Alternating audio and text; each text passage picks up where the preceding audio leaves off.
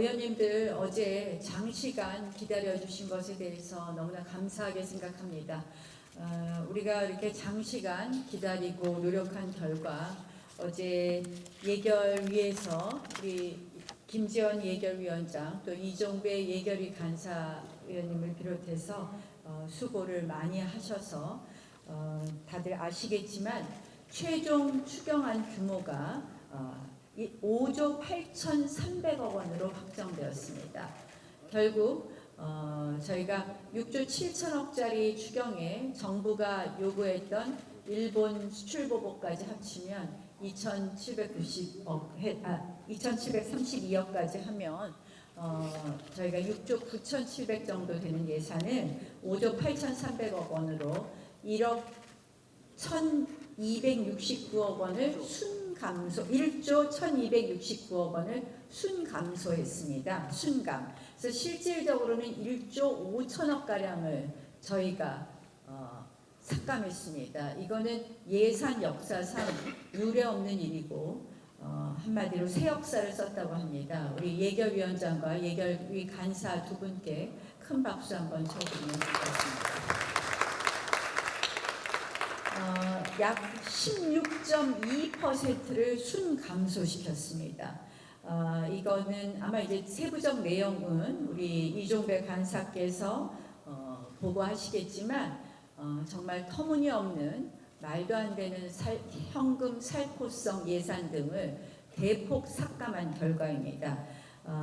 이렇게 저희가 대규모로 삭감하고 그리고 국채 발행 규모도 3천억이나 삭감하는 그런 쾌거를 이루었습니다. 다만 저희가 이제 그러면 그것에 대해서 얼마나 증액했느냐에 대해서 보시면 저희가 다만이 아니라 정말 필요한 예산을 증액했다는 말씀을 드립니다. 결국 민생 안전에 관한 예산을 또 저희가 증액했기 때문에 굉장히 내용이 그래도 많이 수정된 그런 추경안이 되었다. 그런 의미에서 정말 수고 많이 해주신 예결위 위원장과 간사께 감사드리고 또 우리 기다려주신 의원님들께 다시 한번 감사드립니다. 의원님들 어제 장시간 너무 수고 많으셨습니다. 어제 사실 저희가 이 보통의 예에 맞추어서 추경안이 심사되는 동안에 본회의를 열어서 우리가 일본 수출 보복에 대한 규탄 결의안 그리고 기타 인사안 또 러시아 그리고 중국의 이런 영공 침범에 대한 규탄 결의안 일본의 독도 영유권에 관한 규탄 결의안을 먼저 통과시키자 했는데 여당이 정말 목리를 부렸습니다. 어제. 왜 목리를 부렸냐. 어제 국회 열었는데 혹시라도 추경안 안 돼서 오늘까지 또 열면 정경도 해임건의안 표결할까봐 우리 국회가 당연히 해야 될 해임건의안 표결할까봐 어제 안 열어둔 겁니다. 그래서 저희가 어떤 결과가 나왔습니까? 일본이 오늘 10시에 가기 결정을 하는데 우리가 정말 여야가 합심해서 초당적으로 만든 일본 수출 보복 결의안을 국회 본회의에서 통과하지 못하는 어이없는 일이 발생한 것입니다. 저는 정말 민주당의 이러한 국익보다도 자신들 정권의 그런 장관 지키는 게 중요한지 다시 묻고 싶고 참 어이없다라는 말씀을 다시 한번 드립니다. 참 개탄에 금하지 못하고요. 그래서 오늘 이 결의안은 대폭 수정할 수밖에 없습니다.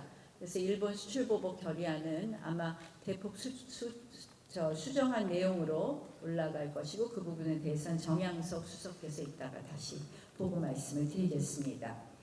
또 하나는 북한이 미사일 도발한 부분에 대해서는 오늘 또 미사일을 도발했음에도 불구하고 여당 내에 국방위에서 의견이 잘 정리되지 않는 것 같습니다. 그래서 월요일 국방위원회에서 오늘 본회의에서는 북한 미사일 도발 규탄 결의안을 통과를 못 시키고 월요일 일단 국방위원회에서 결의안을 통과하는 것으로 합의를 했습니다. 그래서 그 결의안은 앞으로 다음 본회의에서 통과할 거라는 말씀을 드립니다.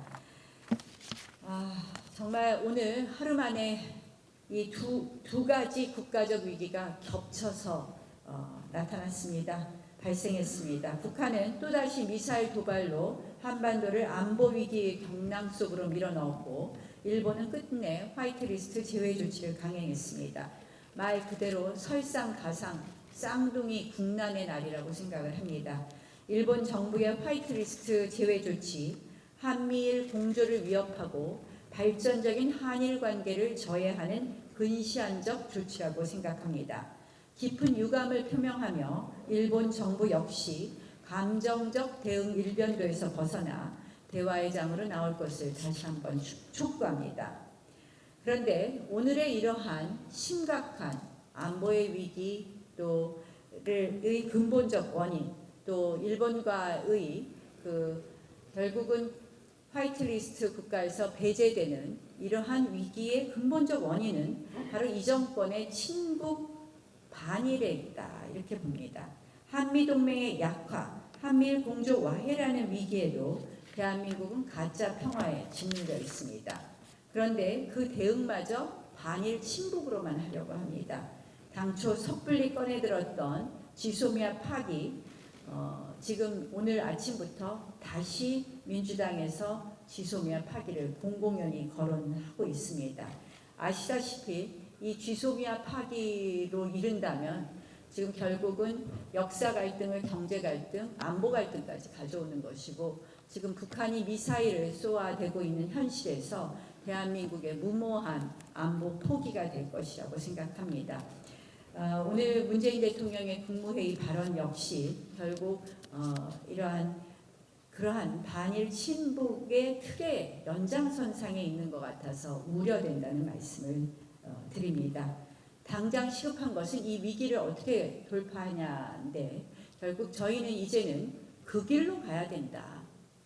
이제 그동안 국익보다 당파적 이익에 있었다면 국익으로 그리고 이제는 반일 이런 프레임보다는 그 길 프레임으로 가야 된다. 그래서 그 길을 위한 우리의 길을 마련해야 된다고 생각을 합니다. 그래서 자유한국당은 이 그 길을 위한 단기적 외교 해법은 물론이고 또 중장기적으로 산업 경쟁력을 강화하는 데 있어서 진정한 그 길에 있어서 초당적 협력을 지속적으로 하겠다 이런 생각입니다.